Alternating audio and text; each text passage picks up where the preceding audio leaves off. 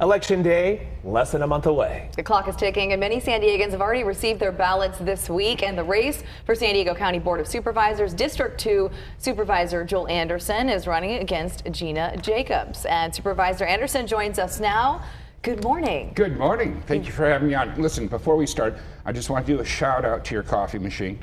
You guys have the best coffee machine in San Diego County. You didn't bring me a cup.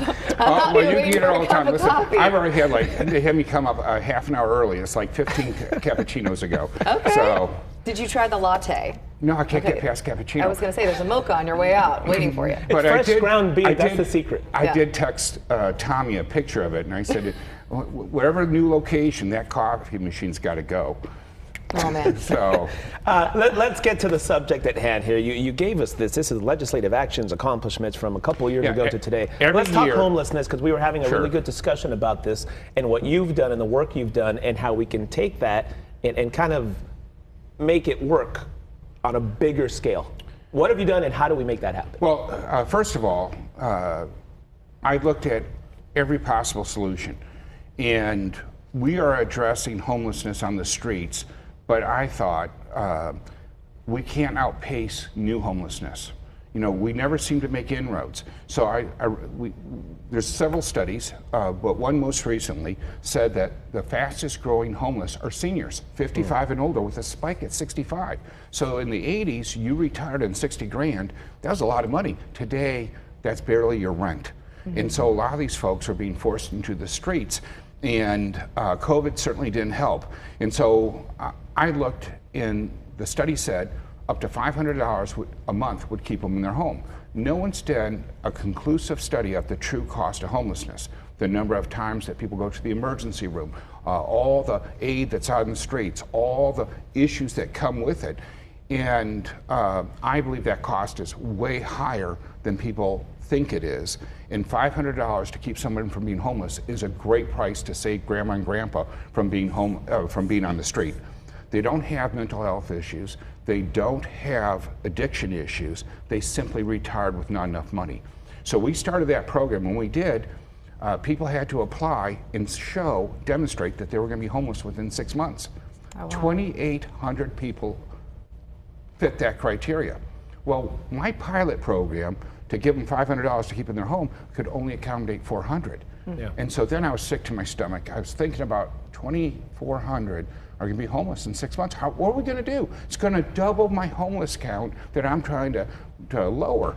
So I thought, how many of them have a second bedroom in their apartment or their condo or wherever they live? Maybe we could use our social workers to match them up. You know, all these teens going to college have apps to find roommates. Mm-hmm. Why can't we use technology to fit these seniors into homes? Mm-hmm. They would help offset the cost of living, because they're still going to pay their fair share of the rent, but now it's affordable. Mm-hmm. And what are the things that we all know about seniors?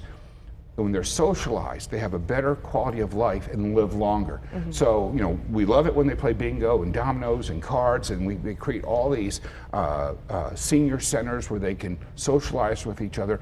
Now they're going to have roommates, and it's going to lead to a better outcome. Mm-hmm. So that's one of the things that we did. At the same time, we created a lot more safe parking, and we used leveraged hotel rooms to get people off the street.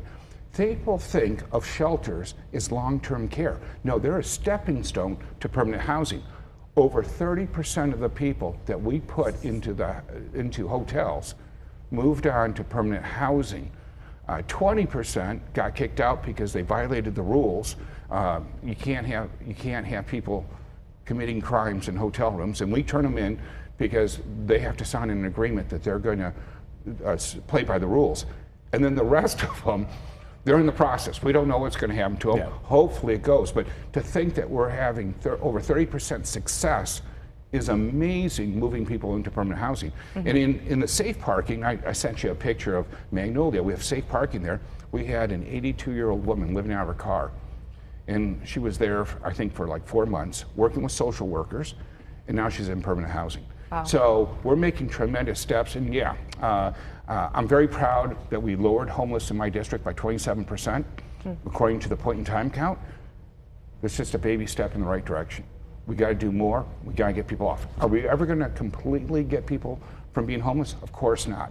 But I am addressing it like, you know, they always say a tree with fruit in it. Yeah. I've gotten all the low-lying fruit. Yeah. Now we're going to have to climb a little higher. It's a small piece of the pie, but you're doing something to make it happen, because I was going to talk to you about that. But it's 1/4 of the pie. This is a quarter of the pie, you know, because not everyone are seniors who are not with drug problems and have mental health issues, but it is a piece of the pie. You got to start somewhere. Is that the mentality here? Yeah, absolutely.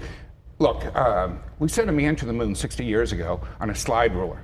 But we can't solve any of these issues that we're facing. You know, when I served in the state legislature 15 years ago, I voted on an $86 billion budget. Today, our budget's over $310 billion.